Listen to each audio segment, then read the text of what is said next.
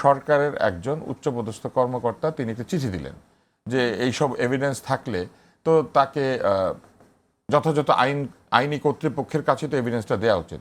যিনি অভিযোগ তুলেছেন তার অভিযোগ যদি মিথ্যা হয়ে থাকে তাহলে এটা অত্যন্ত মানহানিকর একটা বক্তব্য। আমি তো মনে করি তাকেই জিজ্ঞাসাবাদ করা দরকার কাস্টডিতে নিয়ে অথবা দুদকের মাধ্যমে, এবং সকল প্রমাণ তাকে হস্তান্তর করতে নির্দেশ দেওয়া উচিত। সত্যি সত্যিই যদি এরকম বৃহৎ দুর্নীতি হয়ে থাকে তাহলে এটা জানার অধিকার তো সমস্ত নাগরিকের আছে। তিনি পকেটে নিয়ে এটা বসে থাকবেন আর অফিসার্স ক্লাবে গিয়ে মানুষজনের বিরুদ্ধে অভিযোগ তুলবেন, এটা তো অত্যন্ত অন্যায়। কেননা যাদের বিরুদ্ধে তিনি অভিযোগ তুলেছেন তারা তো সম্মানিত ব্যক্তি। চরিত্র যদি ঠিক থাকে সেটাকে আসলে হনন করা যায়, যত চেষ্টাই করা হোক। একটা সচ্চরিত্র মানুষের চরিত্র হনন করা খুবই কঠিন। চরিত্র হনন করতে চাইলে কিছুটা সুযোগ দিতে হবে। আরেকটি বিষয় হচ্ছে কোনো অসৎ উদ্দেশ্যে যদি কেউ চরিত্র হনন করতে চায় তাহলে যে চাইছে সে ধরা পড়ে যাবে। আমি সহজভাবে উদাহরণ দেই। সাধারণত উপদেষ্টাকে মোটরসাইকেলের পেছনে চড়েন না। যখন অভিযোগ উঠল যে তিনি মোটরসাইকেলের পেছনে চড়েন, তিনি স্বীকার করলেন যে চড়েন এবং নীলা মার্কেটে হাঁসের মাংস খেতে যান। উপদেষ্টা হবার পর তো কিছু ডেকোরাম আছে, তাহলে উনি নীলা মার্কেটে হাঁসের মাংস খেতে মোটরসাইকেলের পেছনে চড়ে যান, মানে চলে যান।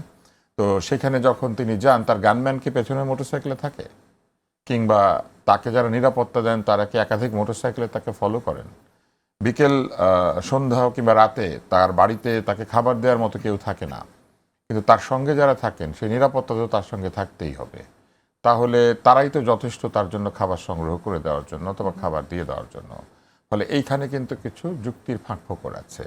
এবং তিনি কিছুদিন আগে যে উপদেষ্টা এটা বলেছেন, তিনি কিছুদিন আগে সশস্ত্র কিংবা অর্ধ সশস্ত্র অবস্থায় এয়ারপোর্টে গিয়েছিলেন। তার গুলির ম্যাগাজিন আছে, এটা তিনি স্বীকারও করেছেন যে তার আছে।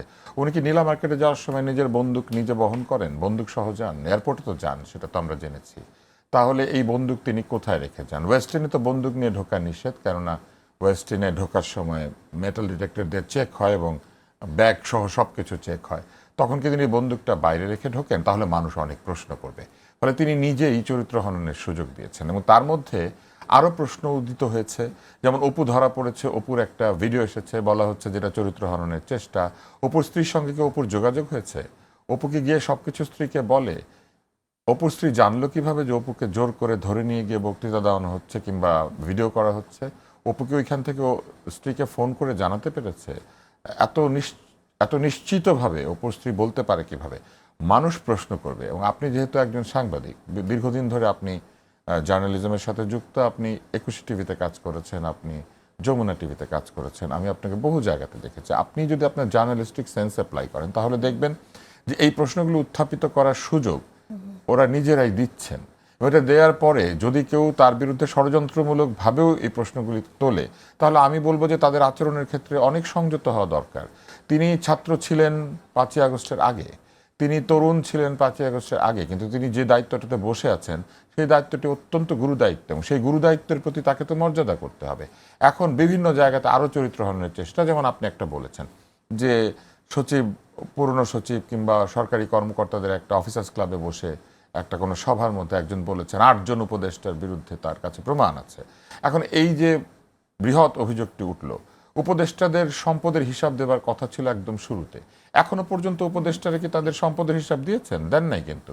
এবং না দিয়েই এই সুযোগটা তারা তৈরি করেছেন। এখন যদি কেউ দাবি করে যে তাদের কাছে প্রমাণ আছে, এত কোটি টাকা এত এত হয়েছে, তো না ধরেন পুরোটা মিথ্যা, কিন্তু এই সুযোগটা তো উত্থাপনই করা যেত না যদি তারা এই গত 11 মাসে নিজেদের হিসাবটা দিয়ে দিতেন, কিংবা গত 12 মাসে তাদের হিসাবটা দিয়ে দিলে কিন্তু আজকে এই প্রশ্ন উত্থাপন করার সুযোগ থাকতো না। এবং যখন প্রতিবাদ হলো, প্রতিবাদ করলেন সরকারের একজন উচ্চপদস্থ কর্মকর্তা, তিনি একটি চিঠি দিলেন যে এইসব এভিডেন্স থাকলে তো তাকে যথাযথ আইনি কর্তৃপক্ষের কাছে তো এভিডেন্সটা দেওয়া উচিত।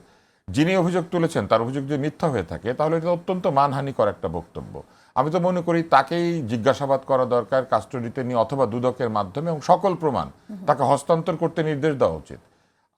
সত্যিই যদি এরকম বৃহৎ দুর্নীতি হয়ে থাকে, তাহলে এটা জানার অধিকার তো সমস্ত নাগরিকের আছে। তিনি পকেটে নিয়ে এটা বসে থাকবেন আর অফিসার্স ক্লাবে গিয়েও মানুষজনের বিরুদ্ধে অভিযোগ তুলবেন, এটা তো অত্যন্ত অন্যায়। কেননা যাদের বিরুদ্ধে তিনি অভিযোগ তুলেছেন তারা তো সম্মানিত ব্যক্তি।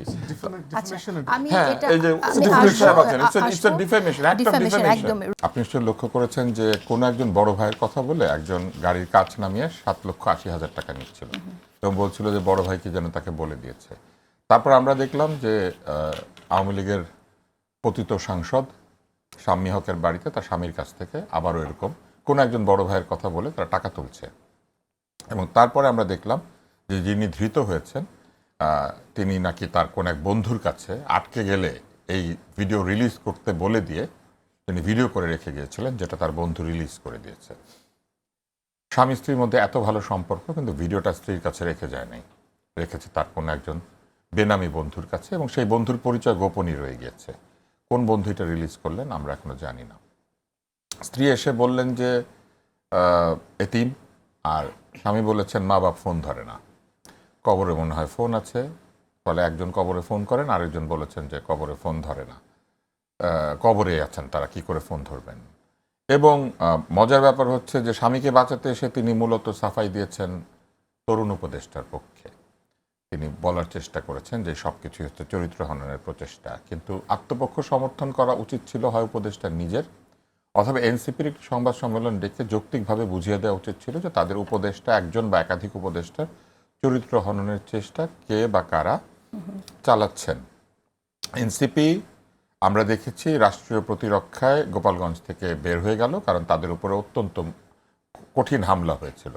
আবার এনসিপির নেতা বলছেন তিনি সামরিক বাহিনীর একটি বিশেষ অফিসের ইট খুলে নেবেন। এই যে পরস্পর বিরোধী আচরণ, এইভাবে গসিপ জন্ম নেয়।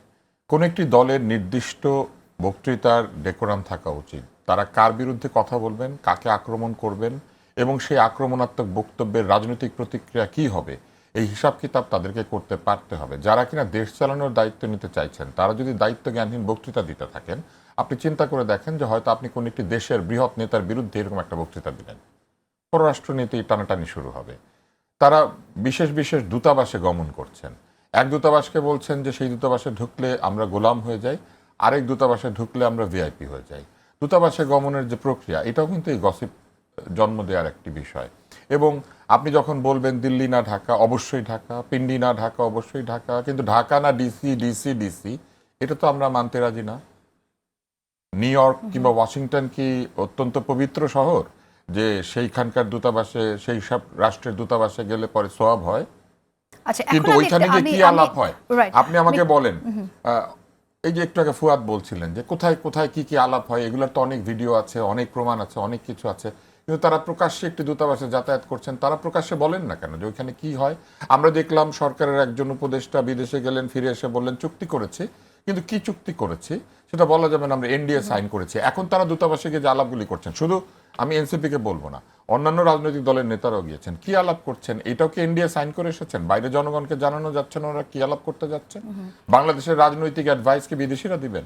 যদি তাই দিবেন তাহলে তো বিদেশিরা তাদের মধ্যে প্রতিদ্বন্দ্বিতা করবেন, যিনি জিতবেন তিনি আমাদেরকে পরামর্শ দিবেন। আমরা তো এই ধরনের প্রক্রিয়ার বিরুদ্ধে ছিলাম সবসময়। জুলাইয়ের আন্দোলন তো এটাই বলেছিল যে বিদেশি প্রভুত্ব, বিদেশি সাংস্কৃতিক প্রভুত্ব, বিদেশি রাজনৈতিক প্রভুত্ব, বিদেশি অর্থনৈতিক প্রভুত্ব সবকিছুকে অস্বীকার করে আমরা সম্মানজনক সম্পর্কে সকল রাষ্ট্রের সঙ্গে আমরা ডিল করব, এবং আমরা কখনোই আমাদের জাতীয় স্বার্থের উপরে কাউকে আলোচনা কিংবা পরামর্শ দেওয়ার রাইট দিব না।